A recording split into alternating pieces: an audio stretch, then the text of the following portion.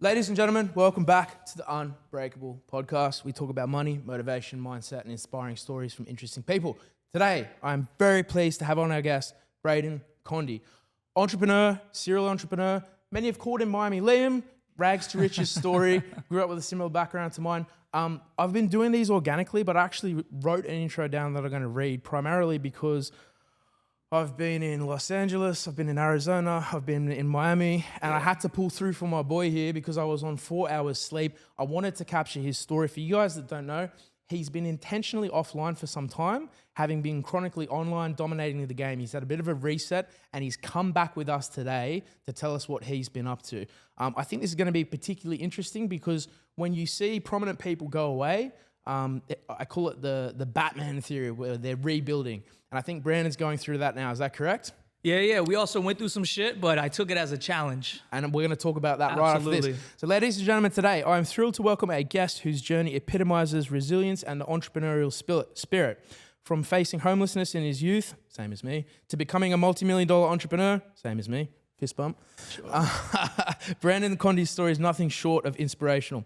As the founder of Branden Condy LLC, a leading Instagram marketing agency, Branden has transformed the digital marketing landscape, helping brands, individuals amplify their online presence. But his ventures do not stop there.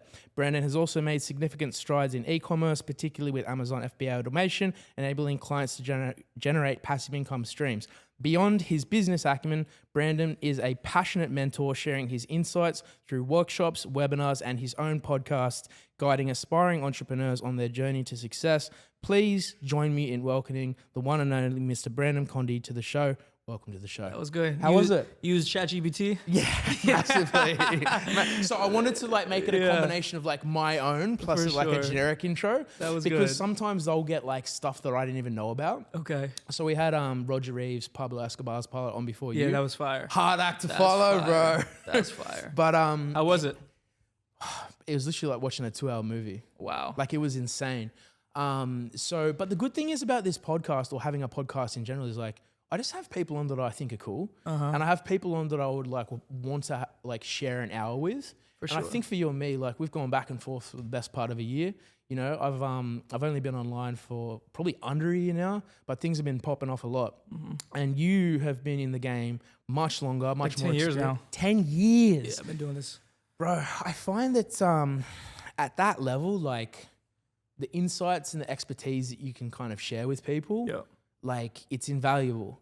And I use that example as the Paul brothers, right? People call them lucky or overnight success. Yeah. But you have to remember, they've been doing this since they were kids. 100%. So for you, you've been doing this for a decade, and you're still young, but you're still an OG of the online industry. I know, right? It's crazy seeing the young crypto kids right now. Yeah. It's crazy. Did you get in on that? I made a few bucks. Just a little bit? Yeah, nothing crazy. Yeah, but it's when you think of an OG, you think of someone older. But I think because you started so young online, you're kind of like a young OG right now of the social media space. I'm Unc, I'm Uncle. That's what I am. I'm the rich uncle. Yeah, you're a shot caller in the digital world. For no, sure. but for real, man, you've done well. You've done well with your online presence, with your growth. One of the things I think I admire most about what you do, just to do it at a core level, man, is your is your work ethic. You're constantly working, man, and people don't realize this stuff isn't free, all the money and cars and relationships and networks and success and houses and boats and all that shit, it comes with hard work. It's expensive. And risk. Yeah. People don't understand. It's a lot. And it takes a lot of work. And I see, what do they say? Real recognizes real. And I see the work you've been putting in. So what I want to get to, I love the story because it's similar to mine, rags to riches. We grew up no money, similar to you. Why don't we start at the beginning a little bit and then kind of take us through the journey of when things really started to pop off. Okay. What worked. Cool. Then we're going to kind of go through what's happening now, because I think that's pretty exciting as well. I love that. So let's rip in, brother. All right, so the people watching right now, that was a great intro. Thank you. I appreciate that. I'm about to drop some games. So if you're watching this, you've seen this, it came across any social media platform, definitely take notes in your iPhone, pen and paper. We have to charge them for this or what? Yeah, you should. This is game. This is Drop real the sauce, game. brother. Drop the sauce. So first of all, you're probably thinking, is it too saturated to even do this, or, you know, can I make content, or what do I make content or do anything? You guys got to think about it. We're the first generation to have access to the internet. You think about it, we had the first iPhones. But our parents, they had to go knock on doors and shake hands, and there's only 24 hours in a day. From the click of our thumbs right now, we can reach tens of millions of people. Like, it's never been easier. And if you guys don't start making content right now, like, I'm sorry, you guys are gonna get left out, right? So for that's that. I don't want to hear any objections or any, I don't want to do this, that, and the third. It's too saturated. Nah, like, dude, start doing it now. Into it from scratch as well. What's that? I started from scratch. 100%. I had 2 followers. Yep. And now we get 20 million views every 3 months. We all start from scratch. Yeah. Everybody does. Yeah. I love it. I wouldn't have it any other way. Takes balls. Big balls. Yeah. A lot of risk. But, you know, a lot of people watching, I'm no different than you guys. Came from nothing, from Virginia Beach, Virginia. And, you know, I used to clean cars, Auto Bell car wash, used to sell mattresses at Mattress Firm. I used to be a dishwasher. I did everything. In Virginia? In Virginia Beach, yeah. Yeah, nice, bro. In Virginia Beach. And then everyone's goal in life is to travel the world. So one day when I was at Mattress Firm, it was like a slow, like Monday, I'm just sitting in a fucking mattress store, mattresses all around me. Slinging mattresses. Just slinging mattresses. I would probably talk to like 2 people a day or 1 person a day, sometimes none. Yeah. And I'm like, man, there's got to be more to life than just fucking sitting in a mattress store. Yeah. It's crazy. So I saw this ad to be like a yachty, and this is someone that like travels the world, cleans the boat. And I'm like, this is a cool way to make $2,000 a month and travel the world and see it for free. So I end up getting the job. I pack up everything in the Jeep that I had at the time and drove down to Florida. Now that sounds like easy, but you got to think about it. I didn't have no friends in Florida. Left my sphere of influence in Virginia, my family, girlfriend at the time, for only a dream and a goal that I could see. That takes a lot of balls. How many of you guys are willing to really pack up everything you have right now in your bedroom, wherever you're watching this, and just drive on a dream only you can see, right? It takes a lot. So anyways, get to Florida. I start cleaning the boat. And, you know, I'm sitting there and I'm watching all these millionaires and billionaires of the yachts that I'm cleaning. And I'm like, it's inspiring, hey? Yeah, it's inspiring, right? But I'm like, this motherfucker's no different than me. Why can't I have the yacht, right? Can I just do something weird and say something crazy? Yeah. I had the same epiphany moment where we sold a company for 100 mil. Wow. And these 2 28-year-olds walked away with 50 million cash each. That was my yacht version of your story. Wow. And then I quit working at a bank. That's amazing. Yeah. So you saw them cash the check? Mm-hmm. The same way you saw the guys on the yachts that said, fuck this. Yeah. I saw these guys cash the check and I said, fuck this. Fuck this, Bounce, man. You got to. That's so weird you had the same epiphany moment, bro. What the fuck? That's crazy. We live parallel lives? Jesus Christ. Proceed. What are we? Yeah, for real. Simulation. That's crazy. Proceed. So the yacht? Yeah, yacht. So I saw them and I saw them. So I was like, fuck this. Okay, I'm going to become an entrepreneur. I didn't know what I was going to do. I didn't know what product I was going to do, what was the service, how I was going to get I didn't know anything. I was just like you guys, right? And I ended up spending so much time, and I'm laying in my bed, and like, if you ever been on a yacht and in the crew quarters, you got like this much room, so I'm like this on my phone, right? I'm typing it on YouTube, how to get rich, how to make money. What do I do? What's an entrepreneur? Who were you watching at that time? I think I was following like Ty Lopez. Yeah, Ty Lopez, Grant Cardone, like Rob Dyrdek, the skateboarder. He's cool. Yeah, he's super cool. Yeah. Just like a bunch of people, and then suggestions going down, spending so many hours on studying that I end up getting fired because I'm just spending so much time. I'm not cleaning the yacht because I'm trying to learn. So I was like, fuck it, I'm fired. Guess it's time to become an entrepreneur. How cool is it when you get kicked in the deep end too? He's got to learn, man. There's no backup plan. There's no support network. Just vibes. Yep. Your backup plan's in the mirror. Yeah, That's what mine is anyway, man. 100%. Yeah. So I'm like, yo, fuck it. I guess it's time to become an entrepreneur. I get in that Jeep, and then my Jeep engine blows up. And I'm like, fuck, how am I going to get back to Virginia? And at the time, my father was actually in Tampa. So he came, and he didn't have a lot of money at the time either. So all I did is I stayed at his house. All I knew how to do was clean boats. So there was like some boats by his house. So I stayed there for like 6 months to save up enough money to get a Jeep engine to fix the Jeep to then drive back to Virginia, because that's where I had friends that I could crash on their couch. So did that 6 months, fixed the Jeep, got to Virginia, stayed on a friend's couch, and I started doing like social media stuff and like growing my Instagram and my brand because I knew more exposure was more money. Personal brand. Mm-hmm. Yep. And I saw a lot of people do it ass backwards, and I saw a lot of people fail where they want to like get the perfect product and service and get this perfect t-shirt or whatever they're selling. And by the time they're ready to sell or have that perfect item, they got no audience. So they spent all this time and energy and money building. Bro, how funny are those startup entrepreneurs where they spend like 6 months doing a fucking logo? Yeah, I'm like, bro, we could have made $1 million in that 6 months. What is 100%. wrong with you? 100%. Like, well, the logo is not perfect. I'm like, it's never going to be fucking perfect. Ever. Everyone's evolving their logos. Right? We're all a fucking logo work in progress. Exactly. So I started growing Instagram, just shooting content. I thought I was going to be a model or something at the time. So if you go to the bottom of my Instagram. Is this little Branden? Yeah, model shots, right? At this time, I think I'm like 19, 20. Right. Yeah, 19, 20. So model photos, you know, growing the brand. And then I started getting like t-shirt sponsors and hair products and energy drinks and meal preps. And end up getting like a bartending job in the meantime. So I just keep, you know, doing content, doing my thing.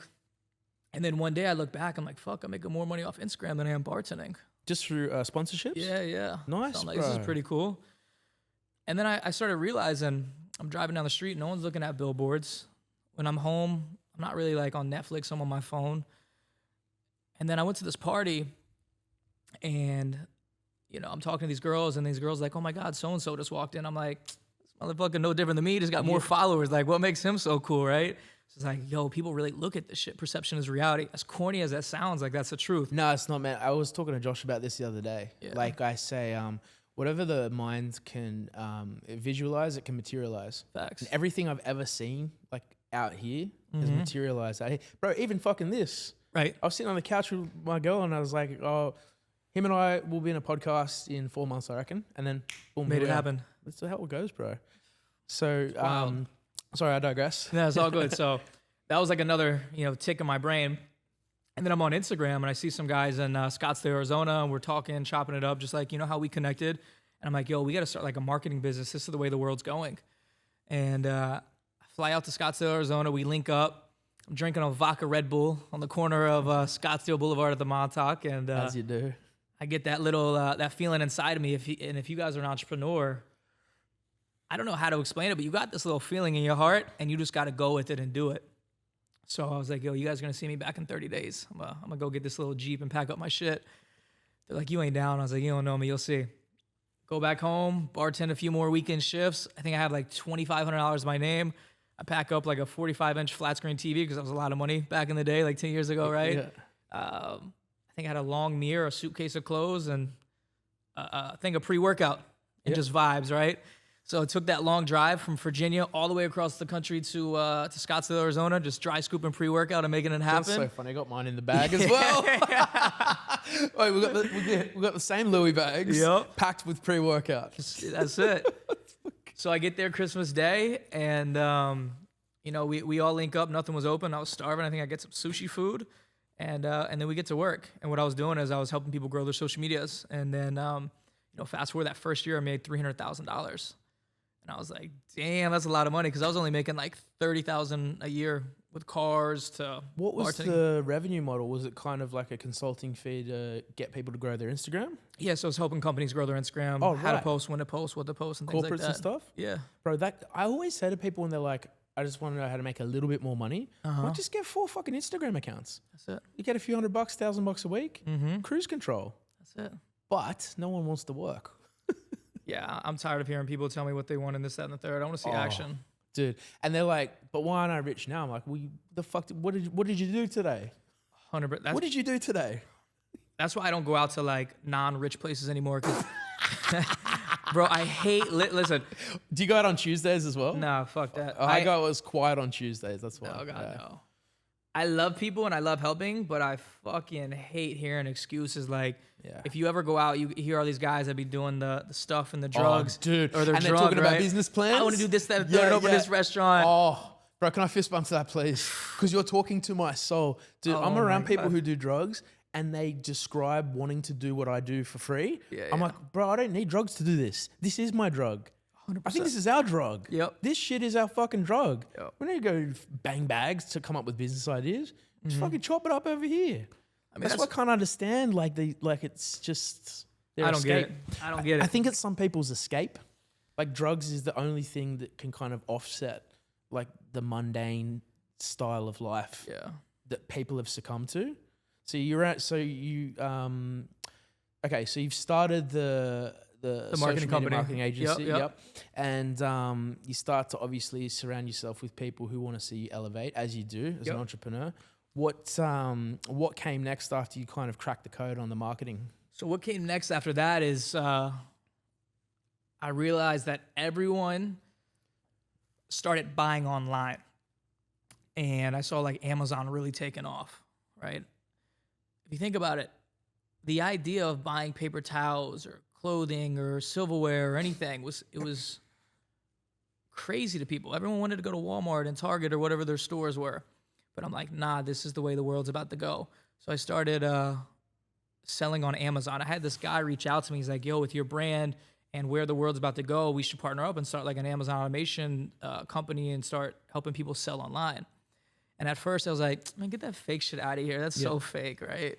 That's a scam. No one's buying online right now. I said, if it's so real, like make me a store. So he makes me like an Amazon store. And I'm out at like a team meeting one night and I get the notification like I just sold a mason jar. And I'm like, ain't no way people are actually buying this stuff online. How good is that first notification? You always remember it's like your a first... drug. Dude, I remember when I got my first one, I printed it off and I put it in my drawer because I thought some lady across the country's pulled out her credit card, put it into the computer and bought something off me. And that meant the world to me. That's crazy. And now we got hundreds of thousands of customers. I'm like, I still have that printout of that one lady. Yep. Because it means everything, bro. Now we got, so many phones and all the notifications are turned off. You came in here with like 55 phones. It is like a drug. Okay, so he builds you a store, you get your first sale, and you're like, this is real. Yeah, he was really good at it, building the stores out and, in product research and things like that. He's like, with your marketing, like, let's partner up and let's start selling Amazon stores. Mm-hmm. So fast forward, we partner up and a year goes by. COVID happens, blessing and a curse. Oh, dude, same sucks for a lot of people, but it was very good for me. We made a lot of money in COVID. That year, I made my first $1 million. Same. Right after that. What the fuck is going on here, dude? Because everyone was locked in their house, buying stuff off idiots like me. Exactly. And so I felt terrible. I've got a lot of empathy, and I felt bad for so many people. But you're right, it was a blessing and a curse, depending on where you were at that time, I guess. Is what it is. It is what it is. I'm 23 or 4 at the time, and I just made my first $1 million. And I'm in Scottsdale, Arizona. And if you don't know about Scottsdale, there's a lot of pretty women. It's like a mini Vegas, LA, and Miami, okay? Is this how you know Josh as well? This is how I know Josh, yeah. Right. Mm-hmm. So I'm going to the clubs. I'm getting attention from the baddest girls I've ever met in my life, right? I saw what you did there. The baddest girls. Nice ladies, right? That was smooth. I'm driving Lamborghinis now. I bought my first exotic. I'm like, yo, I've fucking done it. Going on trips, buying the Birkin bags for the shorties, going crazy. So I think I spent like $300,000-$400,000 just partying. And I ain't gonna lie, I fucked off my first $1 million. Yes, same. So spent it all. Then towards the end of the year, I had a business partner steal like $600,000 out of the account. All right, happened to you too? It's 200,000. That's crazy. But that was everything I had. Everything I had. Oh, what the fuck is going on? Then I get hit with a tax bill, and I'm like, fuck, taxes are real. Yeah. So I'm in Scottsdale, like I said. I'm like, yo, fuck this. I'm gonna take it on the chin. I'm gonna figure out how to get this tax bill paid. Go to Florida, because what I was paying in taxes, I can live in a beautiful penthouse for free. And I said, I've already made $1 million. I could probably make 10 now, and it's just me. So what happened to the business partner? Can you say or not? My guy went to jail. I would just say greed, No, but did he have consequences for this or no? No? No. How do you get away with ripping off $500,000? We'll talk about it offline. Yeah, okay. It is what it is. Yeah, fair call. All right, he's out of the picture at least. Out of the picture, so I'm like, all right, fuck it. Get a penthouse in Miami. Yep. And I already knew what I was doing. I knew how everything ran. And I said, I'm just going to do it myself. Hire the right teams and employees. You really only need 5 key employees. I agree. And brought on my father. Watched all the money, finances, sent the contracts and everything. Really good. Must have felt good to kind of like put him in that position. It was super cool. I was able to purchase him a condo. Nice. Add him to the payroll. And he's watching everything. So after losing all that, I ended up running up $10 million by myself. Which business was this one in? It's still Amazon and marketing. Really? Yeah. So was that because for people that might not understand the revenue model, Amazon store selling just basically done for you store that you sell off the shelf, right? Yeah. It was as best way to describe it is I made 10 million with e-commerce. Yeah. Okay. Yeah. For a lot of people watching. And with the social media marketing, was that the retainer where you get paid every month as well? That was, yeah. Yeah. Okay. Yep. Cool. Mm-hmm. Okay. So you got those two businesses running, racked up 10 mil. Yeah, 10 mil. Mm-hmm. Nice. First year? That was within like 2 years. Okay. Yeah. So you're back on top at this point? Back on top. Do you have another crash? Did I have another crash? I've had two as well. All right. So this is why I've been offline now, right? By the way, I'm excited for this part. You ready for this? Yeah, I'm ready for it. So in life, you got the ups and downs. So hit the milli, you come down a little bit, you go all the way to 10 mil. Right now, at this level, like our lowest lows was once our highest highs. So like the lows really aren't that bad. It's all relative, okay? Yeah. But boom. So in between all those times, I had a girlfriend, things happened. We move out to Florida together. We're living a good life. And now I'm at another level. And I'm in Miami with another level of nice ladies. I got better exotics. I got better penthouses. I think I'm 26 at this time now. So I'm really living. It's a dangerous age to have money, bro. Right. And this girl was like the love of my life too at the time. Right. So it's How long were you super together? hard. What was that? How long were you together? We were together. She was with me like during it all. It's probably almost 5 years. Nice. Yeah.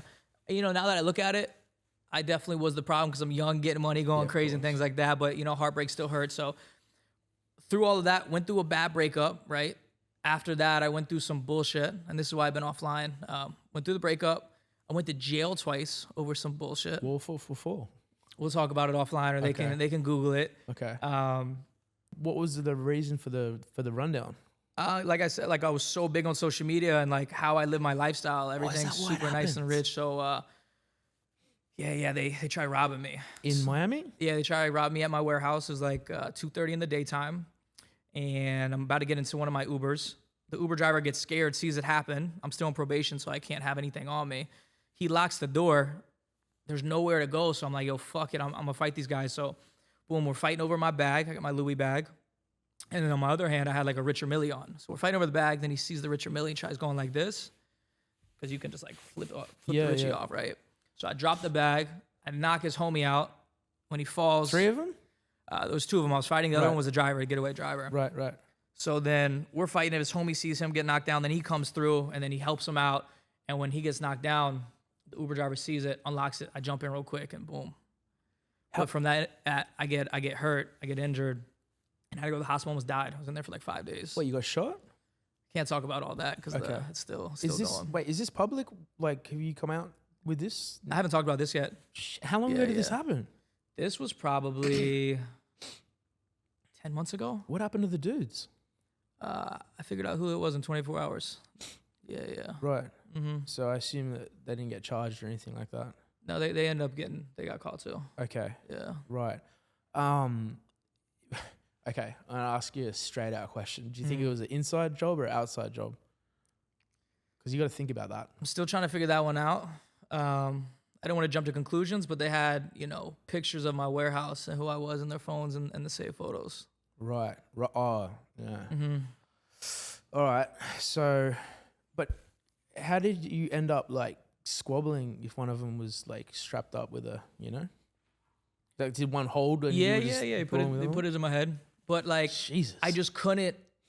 Everyone's like, why didn't you just give it to him? Da, da, da, da. I don't know. As a man, I couldn't see myself going like this, taking the strap off, da, da, da, da. Be like, here you go. Like, I just couldn't do it. Yeah. Couldn't do it. Nah, man. I've been in similar positions before, and I mean, there are some people that just won't take a backward step. It's not really in them. I mean, you've seen the people we have on this podcast. Yeah. Look at the guy we had on recently, Hayes the Huntsman. He's a bare knuckle fighter, and he's a favorite of Conor McGregor, and his life story is fascinating. But similar to yourself, like he'd been in similar situations, where people try to put it on him, multiple people. Yep. And it's just your flight or fight, man. Some people just want to fight. I mean, definitely the smartest thing to do is take it off and not lose your life, right? That is the smartest thing, whether it's people thinking egos or trying to be the big guy. Nah, it's smarter to just, here you go. Live your life. You get one life. So they didn't get the watch. They didn't get the watch. They ended up getting my bag because I had to drop my bag to get this hand free. Inside that Louis bag was like a Cartier bracelet. I think it was like, I don't know, 40,000 or something. I had like 1,000 cash, my wallet, 3 cell phones, my laptop. So I was able to pull up real quick and see what highway they got on. Oh, you had the tracking on it? Mm-hmm. Yeah, that's happened to me once before as well. They threw the laptop off. I saw what highway they got onto or what exit. So boom. And then they were like, oh shit, I got a phone. So threw a phone out, tracked that phone. A few miles go, oh, there's another phone in this pouch. Throw that one. So I get the track and I see it. I leave my credit cards on. The first thing they run and go buy is they get a Subway sandwich. And then they go buy some shoes, some Nikes. Yeah. Fucking morons. What? Figured out who they were real fast. Right. Mm-hmm. Right. So this is still ongoing? Still ongoing, yeah. Okay. So, all right. And how is that the first time you've had that pulled on you? Mm-hmm. How'd that feel? Yeah. Not fun? No, it's not fun, yeah. Not fun. Yeah, it can be life-changing when your life flashes before you like that, I think. Yeah. And I've heard that from multiple people that have had on this podcast. Mm-hmm.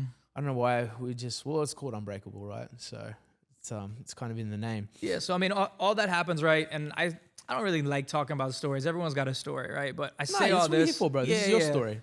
You should be proud of it, man. You got to own the good and the bad, all of it. This is about them. I'm gonna make it regardless. Nah, yeah, 100%. Of course, bro, 100%. So okay, so that happens, and is this before or after you started to take some time off? The most recent piece of time you've taken off? Yeah. So after that happened, I was like, yo, fuck this, fuck the online, fuck making content, fuck everyone. So this is what caused this hiatus. That was the final thing. I was like, fuck, I almost lost my life because of this stupid ass shit, right? Yeah. So I was like, I made so much money online, built a personal brand. I got the knowledge all in here. Let me see if I could make money offline by turning other people up and making tons of money. I'll just be the guy behind everyone's brands. So, I took a few weeks and I'm looking at offers online. I'm looking at where everyone's going, what people are doing and selling. And the number one way to make money is, men's lust. All right. So I said, what if I could take some guys and some girls and really run it up on OnlyFans? Yeah. Oh, did you get in on that boom as well? So over the past year, I took one of my, girl who's a friend of mine's account, and I made like $30,000 the first month with it. And I was like, ain't no way it was this easy. Because we're so used to doing marketing. How long ago was this, by the way? This was a year ago. So I started this a year ago. Have you found that it's like, unless you found a way to get cut through, because there's more creators in the market now, it's harder to kind of rise to the top? Shark's going to eat regardless, Okay. know? That's what I was thinking. So I made $30,000 the first month with that account. And I'm like, ain't no way it was this easy, because we're so used to running an ad for a product or service. The lead comes in, the appointment setter, and then the sales guy. And then if you're doing it for a business owner, at the end of the day, he's still got to cut the check. And what's the first thing the owners get mad at? They're like the marketers. Yeah. Or they cut back on. And I got so tired of that. Or, they pay you, they don't make the content, and then you can't do it. It's like taking steroids, and you take the shot, but you don't eat or work out, you ain't going to get the results. Yeah, and sure. So tired of helping them out. Not that I would know. Yeah, right? Not that I would have a clue about that. But yeah, I've been told. So I tried again the next month. I'm like, I take another homegirl's account and I make 70,000 with it. And I'm like, ain't no way it's this easy. I should have been doing this OnlyFans stuff. Can I tell you something though? 5 years ago. It's actually not that easy. And I can tell you from experience, because I work with 700 creators on our books. Yeah. And the girls who are in that market, all their revenue started dropping because more girls started coming in. No. So if you're getting that cut through for your girls, then you're doing something a little bit different, a little bit special, because I can tell you, I'd say 80% of the ones that we had on our books, they all experienced drop off when the market got crowded. But if you're pushing them up above the market, then that's probably where that's coming from, I would say. I mean, everything in life is marketing and sales. I don't care if you're doing OnlyFans, you selling car insurance, you doing life insurance, whatever it is, it's getting the exposure. More exposure is more money. So did you just start basically signing as many spicy creators as you could? No, I kept it, super small. I'm running like 12 creators right now. Yep. Keeping it at that. And, over the past year, I was able to make net $2 million with it. Nice. Yeah. Well, that's what you can take out of your part of the business? Yeah, all me. Wow. Do you know what the top line is for all the creators, their revenue? I would have to go check. Yeah. Okay. But if I made $2 million, they made a lot of money. Yeah, I think it's what's the no, that makes sense. And the market's still doing well. It's doing amazing. So you know, I'm gonna scale this up to probably like 10 million. What do you think about those places that are popping up that claim they can like set? I feel like it's a bit exploitative because they're trying to sell done-for-you agencies, but I don't think you can do that. I think you have to do what you're doing. Like you actually have to grind and hustle and get real clients. No, I think it's very doable, and Yeah. I'm gonna launch an offer just like that for people that want to create a passive stream of income. Do you reckon you can make it work for them? 1,000%. Yeah. Yeah, because I could take that money and my marketing is so good that I'll dump it into my creators in the marketing and I'll make us even more money. Yeah, right. 100%. So you reckon you can make a done-for-you package work? Yep. Do you know the one that I'm talking about? We won't say it on the podcast, but do you know the guys I'm talking about who are doing it? Yep. I'm actually going to launch my offer. It's going to go live this Friday. Yeah? Nice, man. Yeah. So it's almost like you're kind of, because people, I like that you address the audience as like, you guys would know this because like a lot of our audience are up and coming entrepreneurs and they do consume these podcasts to kind of get that knowledge. So like, to be honest, bro, a lot of them are like what you and me were 10 years ago, just consuming as much content as you can to learn. And so to that point, like a lot of e-commerce is waves, right? Just riding waves. And sometimes it's going to crash. You got to go find another wave. And hopefully you find one that lasts long, but it's just like surfing. Yeah. So is this kind of like you've taken that expertise in building Amazon businesses and now applied it to the next wave? Exactly. Yeah, I like that, man. That's sick. But this is going to probably be the best offer I've ever done. What are you going to call it? It's called Agency Launch. Nice. It's going to go live this Friday. I like the name, simplistic. What about, I got a good one for you. So there's a few creators I like in the info product space. I think Iman Ghazi has done really well. Okay. Is there anyone that you like in that space? To be honest with you, I don't even consume? I don't watch what other like creators are doing. Yeah. I like to be different. I like to keep my finger on the pulse. Okay. Because they used to nickname me Robin Hood of the internet because I'd just like jack really good ideas and do them well. But I find that if you can kind of take something that works and just put a spin on it, 100%. that's always a good way to make money. Have you ever dabbled in the info product space? Like what? Like webinars, courses, ebooks, that sort of stuff? Yeah, I've tried a webinar before and I bombed it. Yeah, horrible. Yeah, same. yeah. I bombed one as well. I had like this whole pitch deck and presentation and I just like, there wasn't a lot of people on and I had to like chat. Like I was talking to people and I just sped through it super fast and then ended the call. Bro, I did the same thing. Do you find that, not do you find? It's obviously evident that all good entrepreneurs have a graveyard of stuff that didn't work. Yeah. What does your graveyard look like? Fuck. Because, bro, I got shitloads, There's so many. Yeah. There's literally like 99 things that fail sometimes for every 1 to 2 things that work. So businesses that didn't work or what? Yeah, just stuff that you kind of like, because what do they say? Fail fast, scale hard, right? So like get in, prove it up and scale it up, or get in, fail and get out. Do you take that same approach? Yeah, I mean, I don't always make the right decisions, right? But I always keep going, right? I always fail forward. There's so many things that I've done, and some really good advice for the people watching is, only listen to people who have what you want, right? Oh, dude, I say that to everyone all the time. All of the time. If they don't have what you want, you don't need to. No, what is it? They don't have what you want, don't listen. Yeah. Respectfully, I don't care if it's your mother, sister, best friend, and before you guys get started too. Go ahead. If they don't have what you want, it doesn't matter what they say. Yeah. And for the people watching this and getting started, they're gonna laugh at you, right? There's gonna be group chats about you, your friends, right? That's all gonna what talk happened shit. to me as well. Yep. They're like, look at him with his car and his, and I'm like, what's wrong with that? I like this shit. Exactly. Yeah. They're gonna be like, you're crazy. Go get a normal job. Nah, they're crazy because in the next 2 to 3 years, when you lock in, when you got the baddest girl, you got the best exotic. You pull up next to them at the stoplight and you look at them and you laugh. They're going to be DMing you, yo, how did you do it? Yeah. I tried to tell you 2-3 years ago and $2 million ago. Do you get, I always get guys from school that ask to come work for me. I'm like, before you ask to work for me, tell me what I do. Because you don't really want to if you knew how much work it took. You're just 100%. Saying you want to buy a car, basically, which is, it's sad, but like a lot of people just want. They don't even want that either. They think they want it.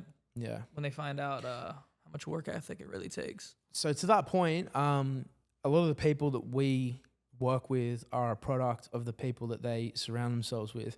What's your circle like right now? And who are the people that are kind of like elevating you? Who's motivating you? Who's keeping you on track? Who's your like circle, your A team at the moment? I'm gonna be honest with you. I only talk to my employees. Yeah. I got one really good friend in Scottsdale. He's hustling just like me. His name's Octavius. Mm-hmm. My father, my lawyers. And that's it. Yeah. And just vibes and God. Yeah. Yeah. Well, you've seen that one as well.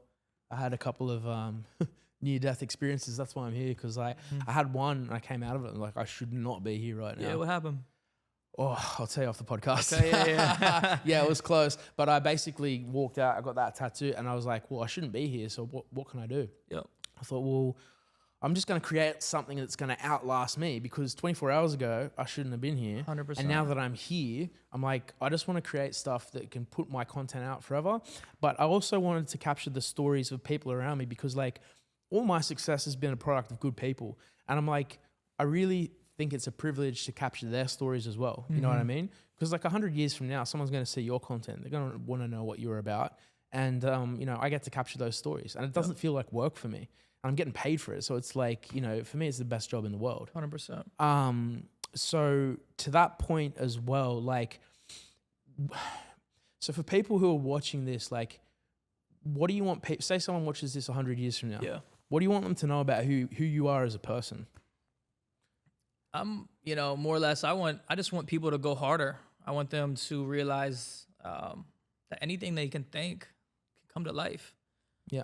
Right? Everyone asks me, what's it like having a Lambo or this car, this, that, and the third? And, you know, before I went to bed or when I was dreaming, I already knew what it was going to be like to drive the Lambo with the top off and having Lil Baby play and the wind in my hair. So, like, whatever you guys think in your mind, times that by 10, and it'll come to life. What, I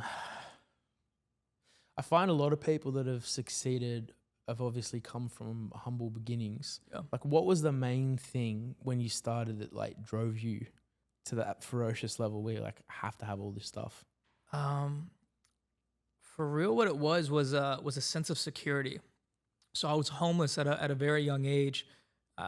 It's funny, if you look back and you type it all in, and I used to have dreads, like long blonde dreads. Really? Yeah, I'd be surfing Little every day, Branden. smoking weed, skipping school, Yeah. going underneath the pier to smoke a bowl and then go surf all day, right? I was like that.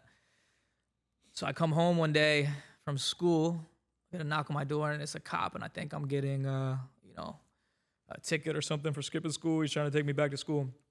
But it's a cop putting an eviction notice on my door, right? And I'm like, yo, Ma, what's this? She's like, don't worry about it, The cop's like, yo, you got 12 hours to leave. I was like, don't worry about it. So 12 hours come by, and the cop's like, on the door. The cop's like, yo, what are you doing? You got to leave. She's like, I'm going to give you 60 minutes. So I see my mother just throwing everything on the front porch. Dogs. She's sleeping on a futon in the front yard with just all of our shit out front. And I'm on the front porch on the swing with a green skateboard. Cops just deadbolted, new lock, and nowhere to go, no money, and I was fucking hungry. And I'm like, damn, this is crazy. So a sense of security, not knowing where you're going to go, shower, eat, what life's about to be like. How old were you? I think I was like just turned 16 at this time. So you're not going to believe me, but the same thing happened to me when we were 12. Wow. We were in a refuge, so it's not even like a one-bedroom apartment. It's just a box. Yeah. So you go into a box. And I had three younger brothers, and my mum was like an alcoholic. Our dad left, and they were drug addicts, like scratching at the door. And the same as you, man. Like I just remember thinking, like I just don't want this, and I don't want that feeling of like not being able to have just security. You know, security is the biggest thing. Yeah, man. Like people don't realize until you've had safety and security and certainty taken away from you, that stays in you. Yep. And I think you've probably got the same thing as me, where it's like, you just never want to feel that again. 100%. And I was talking to Josh about this the other day. He's like, it takes a long time for that to go away. Like you got to really put in the work to like mentally take yourself away from that point. Or a lot of money. Yeah, well, yes, exactly. That's true. Yeah, it takes at least a couple of $100 million. Yeah. But yeah, we're on the way. 100%.